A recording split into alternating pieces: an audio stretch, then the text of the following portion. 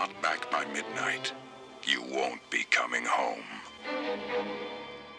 Welcome back to Horror on Tap. Today I am checking out the 1980 classic Prom Night, featuring Leslie Nielsen and Jamie Lee Curtis, directed by Paul Lynch. So, first thing, I just got to get this out of the way.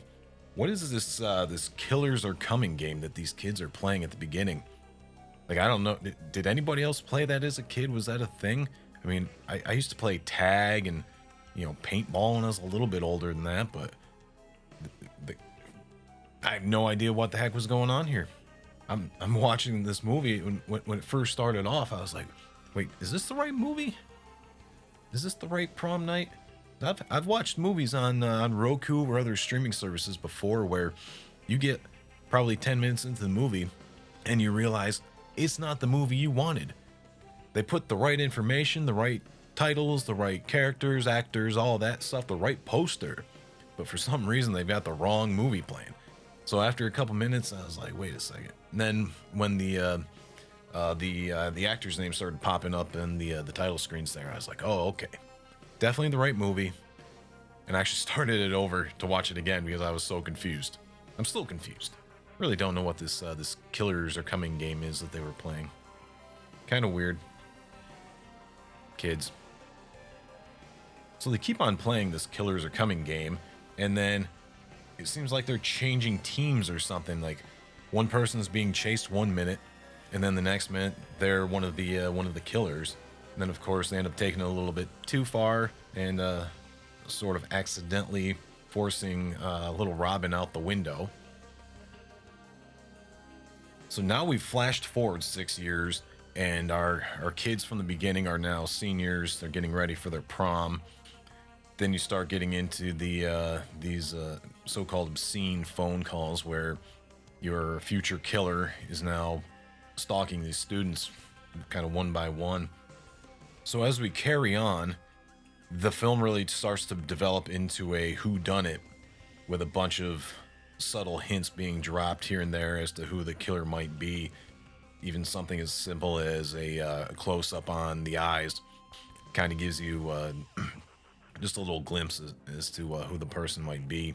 We finally get to the prom where the killer is going around knocking off his victims, stalking his prey like a cat stalks a mouse. Then we get to the climax of the movie where we've got Nick and Kim coming face to face with our killer, and ultimately all it takes is one good blow to the head and the killer goes down, runs out the front door, is accosted by the police, eventually just collapses, and then you get the big reveal at the end. We'll talk about that here in just a few minutes. Let's pause for a minute and take a look at what I'm drinking. Today I've got a 6 Point Brewery The Pursuit IPA. It's a nice lighter IPA, pretty tasty. Good little hair of the dog type of beer. Ultimately, what you have here is a whodunit.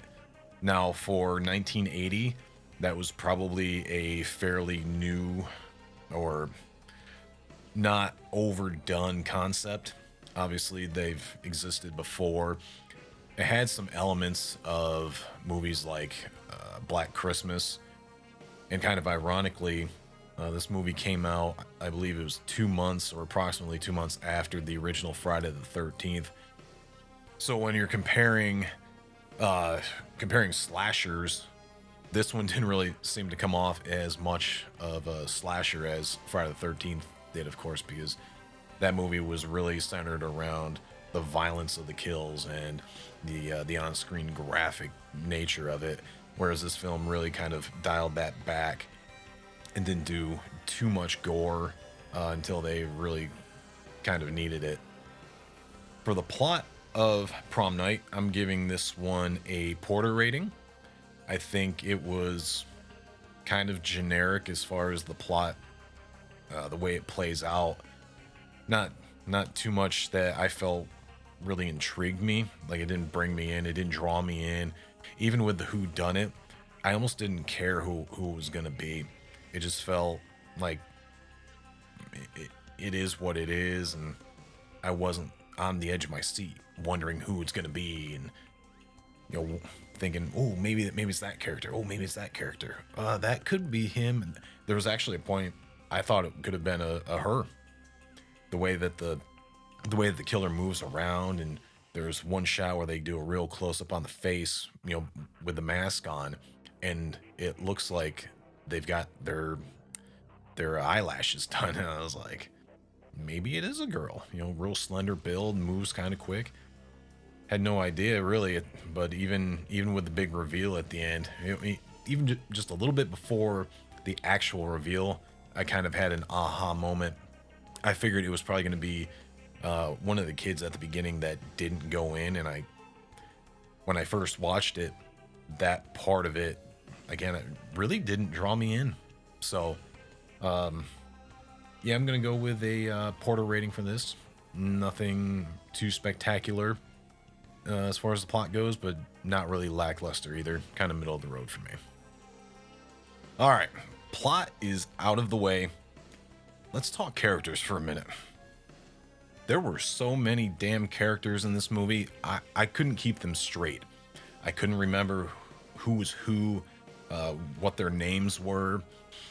It was just, there were so many, I just couldn't keep up. Even when I went back and rewatched it the second time, I was like, who are these people? Who I can't remember who you are. I had to go back and look them up on IMDb to find out what character was what. At the very beginning, you've got the children in what I believe was an old dilapidated schoolhouse. You got the girl Robin, who ends up going through the window, and then the other characters that become important later. You've got Jude, Nick, Wendy, and Alex. Of course, we are reintroduced to Jamie Lee Curtis as Kim, who ends up being our protagonist / final girl. We've also got Leslie Nielsen as Mr. Hammond, the professor and father of a couple of the other characters. When I first saw his name pop up at the opening of the movie, that was one of the times where I kind of paused and went, wait a minute, Leslie Nielsen's in this? Like, I think Leslie Nielsen, I think comedy, I think, The Naked Gun, Airplane, movies like that. I had no idea he was even in this. As I said before, there are just so many characters in this movie, I couldn't even list them all. There were a few that were fairly memorable. Lou, the kind of the bully, the bad boy, the character Slick. He was kind of interesting, kind of came out of nowhere, and all of a sudden he's the ladies' man. I guess things were different back in 1980. The character of Sykes, or I think it was Mr. Sykes, I believe that was his last name. He was just kind of there to, I think, throw the scent off the trail, really.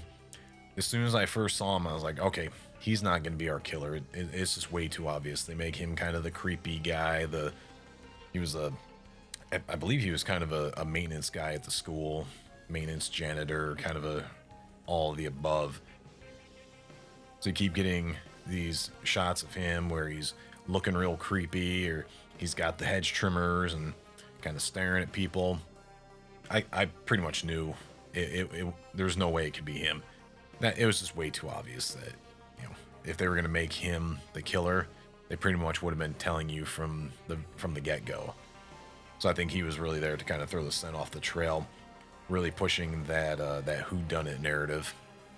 Then you had a lot of throwaway characters. I thought a few of them really didn't add too much to the film. I didn't think, but then there were some others that were in there clearly for a little bit of eye candy. The character Vicky comes to mind. She was pretty attractive. She was really hot, actually. And then, for whatever reason, she decides to moon Sykes, which, good for him. I would take it. Give her a little bit of applause for that one. Then you got the character Kelly, who I think ultimately she was the only bit of nudity in the movie. I was kind of hoping for more, of course. That's not unusual. So for characters, I'm going to give this category a wheat beer. I felt like there were just way too many characters. I couldn't stay engaged in any of them really. I couldn't keep one straight from the other. Couldn't remember their names or who was who or what the relationship was between a lot of them. So wheat beer, that's a 2 out of 5. Not the greatest. There were a few memorable characters that I enjoyed, but overall, I felt like it was too much. They put way too many people in there up front. They should have kept, I think, a lot of them, kept them back a little bit, not really pushed them into your, front and center of your screen. Just too unnecessary, I thought. So, wheat beer for characters. So moving on to kills, this one's going to be all over the place. It started off really strong. The little girl Robin, her death going out the window, that looked really good. The way they shot it, the way she falls, kind of bounces off the window that she's just gone through, and then the second window falls out, lands on her, the broken glass, she's all cut up and all that stuff. Really well done. It was a really good it was a strong start for the kills. After that, it was a little bit back and forth, kind of up and down. So after Robin gets put through the window at the beginning, you do go a long time really between that death and the killer's first actual kill. The character of Kelly, she ends up getting her throat slit with a piece of broken glass. It's an up close shot, kind of slow mo. You see her eyes, bug out as she takes the piece. But then you really don't see what happens. And then next thing you see is her on the ground, and it's of course a cut. And you do see the effects on the throat a little bit there. But the actual kill itself, you don't really see it happen as far as the wound being made. The Jude kill, as it was coming about, when the van doors open and her head kind of pops through the back and the killer's standing over her, I was like, all right, now we're talking. This is going to be good. And then it really failed to deliver. There was really no actual sound effects added to it. It just felt like, or it sounded like the killer just kind of went, oh, as he stabbed, he's like, oh, oh, oh. I feel like that one was an opportunity to create a really gnarly kill. Just the way the doors open and her head kind of cocks back and you got the killer standing right over top of her. That part was awesome. But then the way they executed didn't really do it for me. I thought that was a lost opportunity there. And then right after her, you got the killer going after Slick in his van. This one, it felt like a comedy routine. It felt kind of slapstick. Yeah, Slick, the slapstick. It was like, it felt like something out of Benny Hill. I was expecting that music to start playing.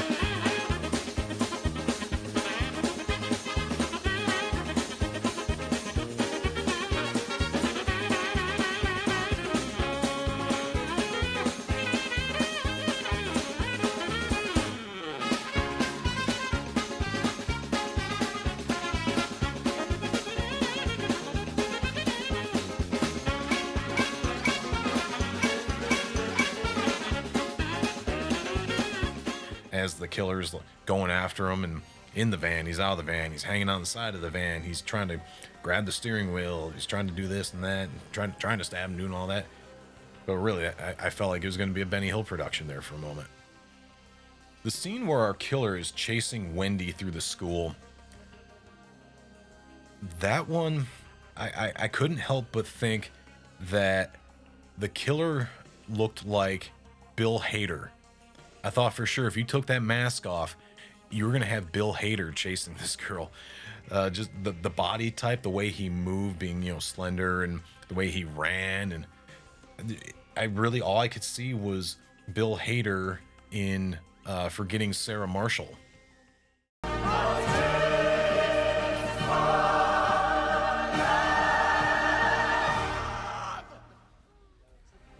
And then, of course, when the killer actually catches up to her, it's just a basic axe kill, but you don't see it.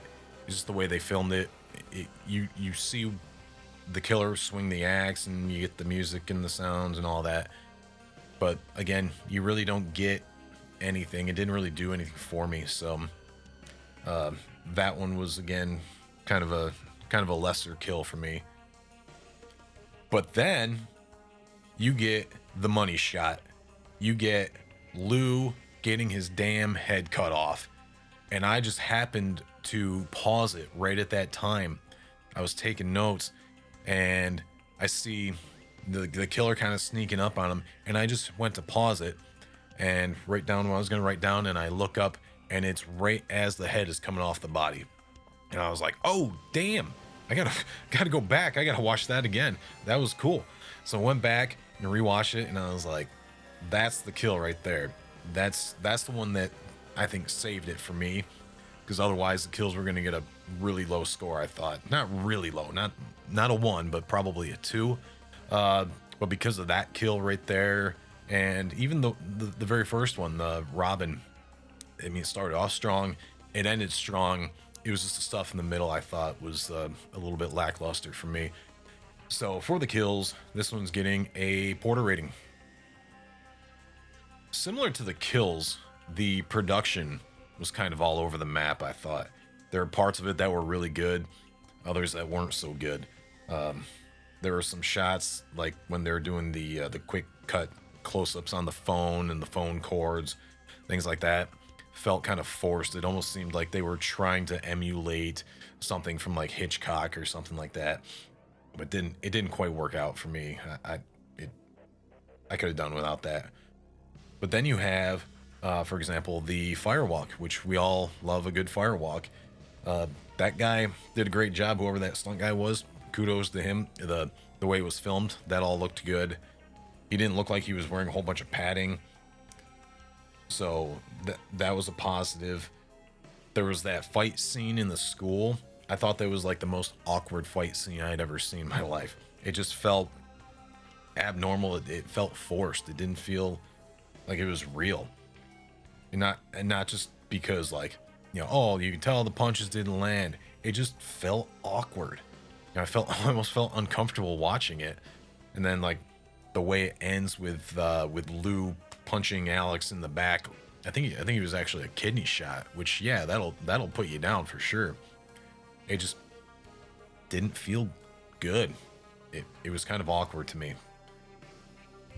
There were some times where they added Foley in to make you either aware of something happening off screen, or just it was part of what the scene was.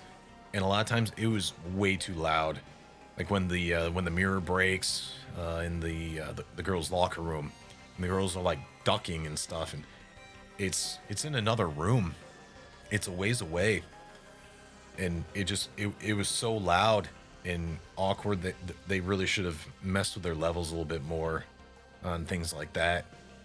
The score I thought was mostly forgettable. It was just like audio tones, not really music per se.